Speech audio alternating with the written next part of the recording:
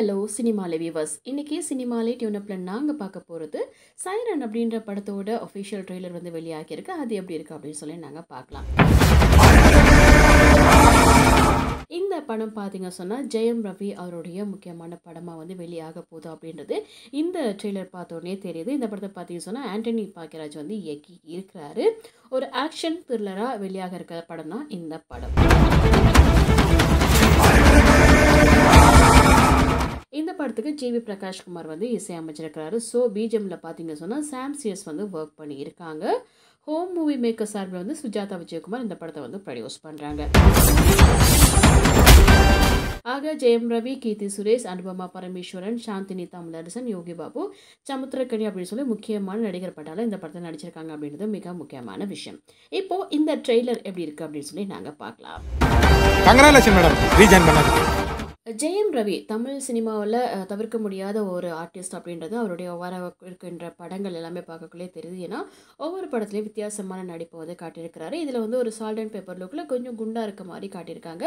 அதாவது ஆரம்பத்தில் ஒரு ஆம்புலன்ஸ் டிரைவராக இருந்த அவர் வந்து ஒரு கொலை பண்ணுறாரு. அந்த கொலைக்கு பின்னாடி என்ன காரணம் இருக்குது அப்படின்றத கண்டறிகிற ஒரு கேரக்டர், போலீஸ் கேரக்டராக இருப்பாங்களா, அந்த மாதிரி கீர்த்தி சுரேஷ் வந்து நடிக்கிறாங்க.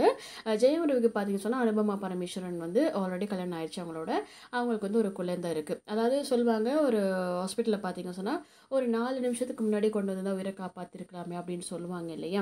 அந்த 4 நிமிஷம் அப்படின்றது ஒரு லைஃப்பில் எவ்வளோ முக்கியமான ஒரு விஷயம். அந்த 4 நிமிஷத்தில் ஜெயம் ரவி ஃபேமிலி, அதாவது அனுபமா பரமேஸ்வரன் அப்படின்னா அந்த குழந்தை 2 பேருக்கு இடையில என்னாச்சு அப்படின்றத சொல்கிற மாதிரி ஒரு விஷயம். அதுக்கு ரிவெஞ்ச் எடுக்கக்கூடிய ஒரு கதையாக தான் இந்த கதை இருக்க போகுது அப்படின்றது தெரியுது. ரொம்ப கொடூரமான ஒரு கொலையாக இருக்குது. அந்த கொலைக்கு பின்னாடி இருக்கிறது யார் அப்படின்னு சொல்லி கண்டுபிடிச்சி கீர்த்தி சுரேஷ் பார்த்தீங்க சொன்னால் அதை கண்டுபிடிக்கிற ஒருத்தராக இருப்பாங்க. ஸோ அவங்க 2 பேருக்கு இடையில ஏதாவது காதல் வருமா அப்படின்றத படத்தில் தான் பார்க்க தெரியும். இதில் பார்த்தீங்க சொன்னால் அனுபமா பரமேஸ்வரன் அவங்க அந்த ஒரு சின்ன ஒரு வீட்டில் தான் வந்துட்டு போனாங்க. பார்க்குறதுக்கு ரொம்பவே க்யூட்டாக இருந்தாங்க. அது மட்டும் இல்லாமல் ஒரு கொலைகாரம் இருக்கிற வீட்டில் நான் இனி இருக்க மாட்டேன் அப்படின்னு சொல்லிட்டு அவங்க மக சொல்கிற அந்த விஷயம் வந்து ஏன் ஜெயம் ரவி அவங்க வந்து கொலை பண்ணாங்க அப்படின்ற ஒரு விஷயம் அப்படி இருக்கும் இல்லையா. அது வந்து ஏன் ஆம்புலன்ஸில் வந்து அனுபமா பரமேஸ்வரனுக்கு ஏதாவது ஒரு விஷயம் வந்து நடக்கிற டைமில் அவங்க வந்து ஹாஸ்பிட்டல் கொண்டு போகிற டைமில் அந்த 4 நிமிஷத்துக்கு முன்னாடி அவங்க வந்து இறந்துருக்கலாம் அப்படின்ற டைமில் வந்து அவங்க வந்து கொலை பண்ணிட்டாங்க அப்படின்ற மாதிரி அவங்க பொண்ணு நினச்சிருக்கலாம். அந்த 4 நிமிஷத்தில் கொண்டு போகிறதுக்கு முன்னாடி அங்கே என்ன நடந்துச்சு அப்படின்றதுக்காக அந்த உயிர் போனதுக்காக வேண்டி ரிவெஞ்ச் எடுக்கிற மாதிரியான ஒரு சில விஷயங்கள் வந்து இந்த படத்தில் இருக்கிறதுக்கு வாய்ப்பு இருக்குது அப்படின்ற மாதிரி பார்க்க தோணுது. மேபி படம் எப்படி பண்ணியிருக்காங்க அப்படின்னு தெரியல. ஆக முழுக்க சூப்பரான ஒரு ஆக்ஷன் த்ரில்லராக இந்த படத்தை வந்து கொண்டு போக போகிறாங்க அப்படின்றது தெரியுது. எல்லா ஆம்பளைங்களுக்கும் அவங்க வாழ்க்கையில் 2 தேவதைங்க கிடைப்பாங்க. அதுவும் சால்ட் அண்ட் பேப்பர் லுக்கில் வந்து நம்ம ஜெயம் ரவி அவரை பார்க்குறதுக்கு ரொம்பவுமே சூப்பராக இருக்கார். ஒவ்வொரு படத்துலையும் தமிழ் சினிமாவில், அதாவது முதல்ல சொன்ன மாதிரியே தவிர்க்க முடியாத ஒரு ஆர்டிஸ்ட் அப்படின்ற மாதிரி அவர் ஒவ்வொரு படத்தையும் நிரூபிச்சுட்டு இருக்காங்க. பிஜிஎம் வந்து வேறு லெவலில் இருக்குது. எடிட்டிங் பார்த்தீங்கன்னா ரூபன் வந்து பண்ணியிருக்காரு. அவரும் வந்து ரொம்ப சூப்பராகவே சில விஷயங்களை பண்ணுவார் அப்படின்னு உங்களுக்கு தெரியும். ஆக அவர்கிட்ட இந்த படம் போயிருக்குன்னா இந்த அளவுக்கு கட்டிங் வேலை நடக்கும் அப்படின்றது உங்களுக்கே தெரியும். பார்த்தீங்க சொன்னால் யோகி பாபு அவர்கள் வந்து முக்கியமான ரோல் பண்ணியிருக்காங்க அப்படின்ற மாதிரி இருக்குது. அவரும் ஒரு போலீஸ் ரோல் வந்து பண்ணியிருக்காரு.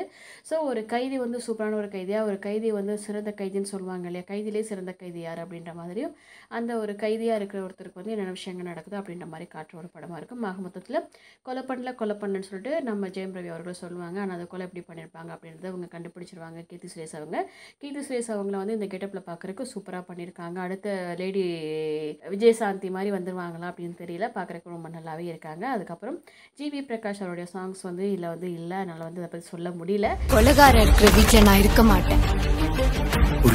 ஆக பிஜிஎம் சூப்பராகவே இருக்குது. சினிமாட்டோகிராஃபி ஒர்க்கும் ரொம்ப நல்லா பண்ணியிருக்காங்க. ஆண்டனி பாக்கியராஜ் நல்லா வேலை பண்ணியிருக்க மாதிரி தெரியுது. பொறுத்து பார்க்கலாம் சைரன் படம் வந்து சைலண்டாக வந்துட்டு போக போதா இல்லைன்னா வைலண்டாக வந்துட்டு போக போதான்னு சொல்லி. இந்த ரிவ்யூ பிடிச்சிருந்துச்சு சொன்னால் லைக் பண்ணுங்கள், கமெண்ட் பண்ணுங்கள், ஷேர் பண்ணுங்கள், மறக்காம கீழே இருக்க பெல் ஐகானை கிளிக் பண்ணுங்கள். கோலிவுட் தொடங்கி ஹாலிவுட் வரைக்கும் உடனுக்குடனான அனைத்து சினிமா செய்திகளையும் தெரிந்து கொள்ள சினிமாலை யூடியூப் சேனலை சப்ஸ்கிரைப் பண்ணுங்க. மேலும் Facebook, Twitter, Instagramமில் cinemaலை.com ஃபாலோ பண்ணுங்க.